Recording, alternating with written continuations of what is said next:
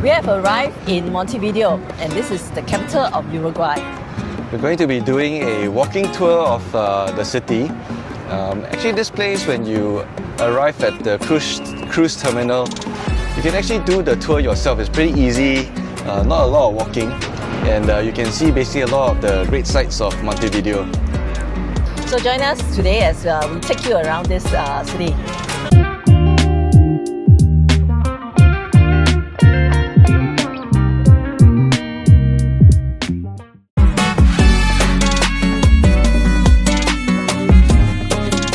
The first stop is a food market called Mercado del Puerto. And I'm hungry because we didn't have breakfast. He said to come here to eat breakfast. Yes. It is like 10 because they only open at 10.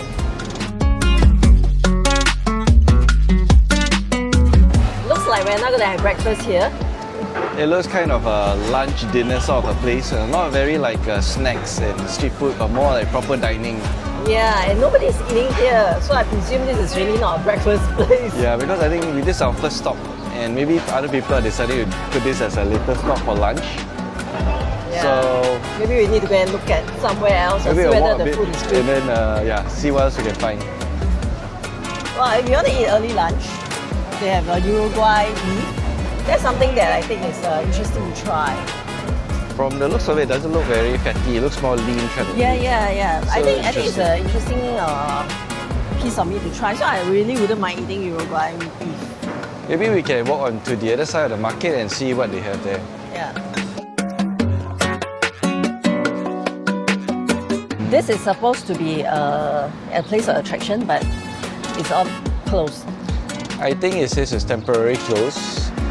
Don't know why, because we cannot read the language. But it's all gated up and locked. So just to see the exterior, I guess we move on. Actually, the Uruguay, this Montevideo town is supposed to be the capital, right? And this is the city center. Yeah, this is an old city, I guess. Old city. I see this place which looks like a city hall, and there are like hardly anybody in this area. It's a Friday. Where are the people here? I think the most people are the cruise ship customers, the passengers.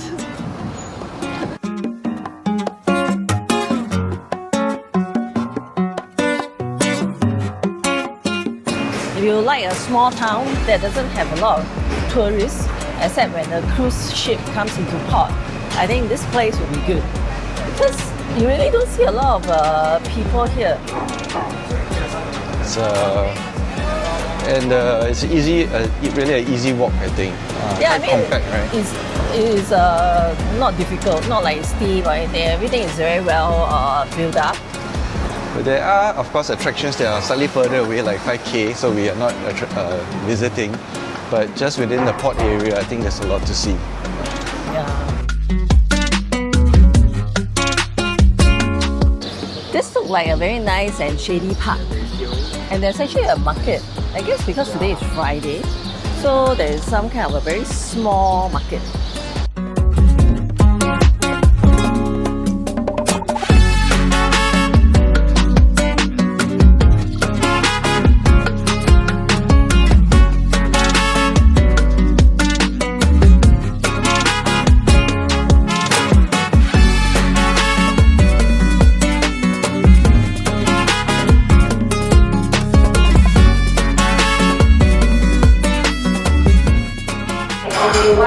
We see this bottle, Dolce de Leche, in the supermarket, and we also see it in the cafe. So I was curious whether the menu has something on it that I could try, because obviously I'm not going to buy the whole bottle, it's very heavy. So they gave me this to try. I'm so excited.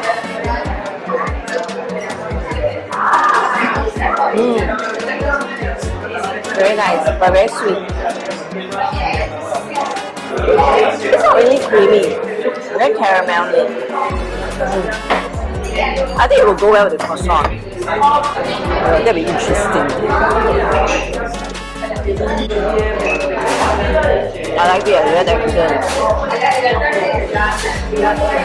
So this is our first stop to eat, and I'm so hungry. we were looking around for a place to have like a breakfast brunch. So we were just doing like a cafe near me, and this place popped up. It had like 3,000 over good reviews on Google reviews. So that's why we came here, and true enough, when we came here, it's like very popular. It's like quite packed with people. The place is very nice. Reminds me of the Majestic Cafe in Portugal. You have the usual wooden panels, you have the nice decoration, the old world sort of a charm. So very nice, very nice. And this cafe is open since 1877. Therefore, it has a long history of being in this town.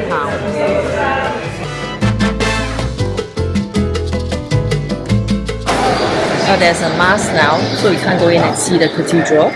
But this cathedral is a popular one here in Montevideo.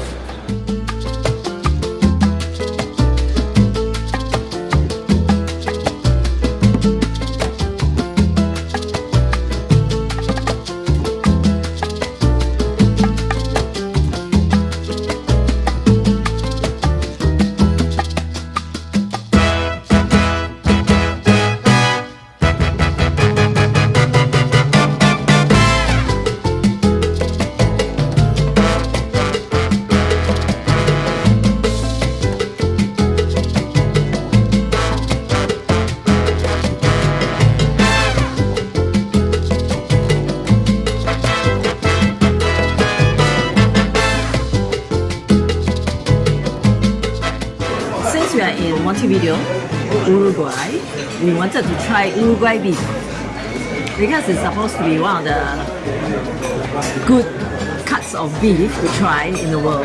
Of course, Argentina beef is the one that we are most looking forward to.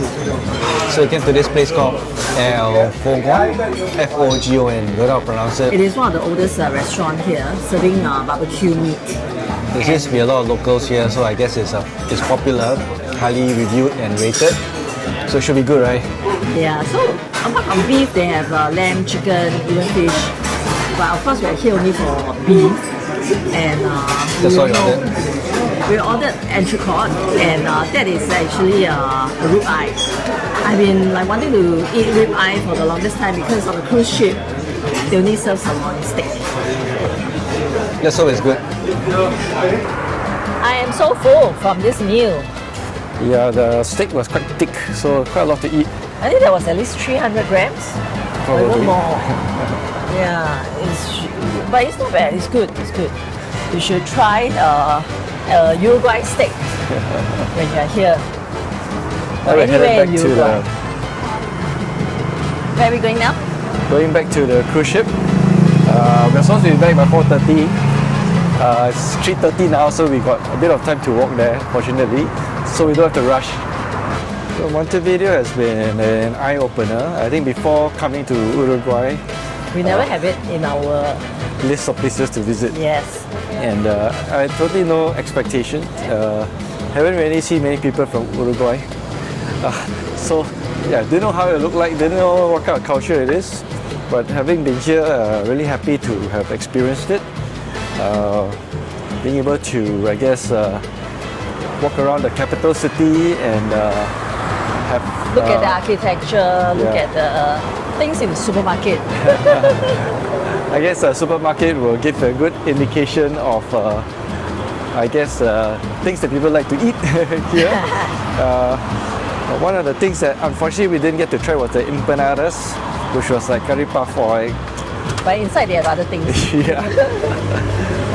Yeah, we didn't get to try that, but no, we are short of stomach space. Yeah, my objective was just to eat the Uruguay beef. I mean, there would be a lot of things else to eat here and do here if you want to spend a longer time. But in this video, we are taking you how to spend a day trip here in Montevideo, and I hope that you have enjoyed this. I felt that in Montevideo, most of the locals do not speak English, as in they do not even attempt to speak English or understand you. It's just like, they go on to their own language. You turn here? Straight. And compared to the other places, like in Brazil, people do speak English, or in some other places, like even Portugal, they will try a bit. But here it's really none, zero. But they do have English menus Yeah, they in do the have restaurants. that. Yeah, So although they don't understand, we have been able to still manage. just point that. Yeah. So not so much of an issue, even though they It's don't not an speak. issue. It's not an issue at all.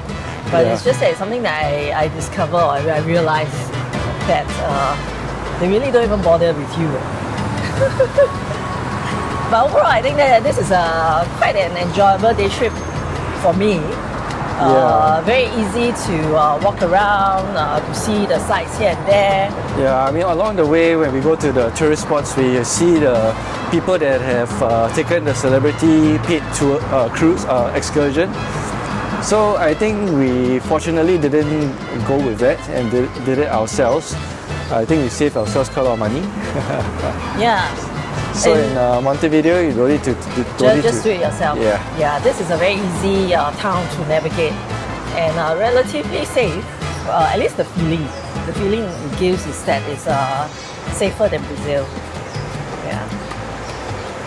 We have already done 3 stops in South America and 3 different ways of seeing our going to the shore.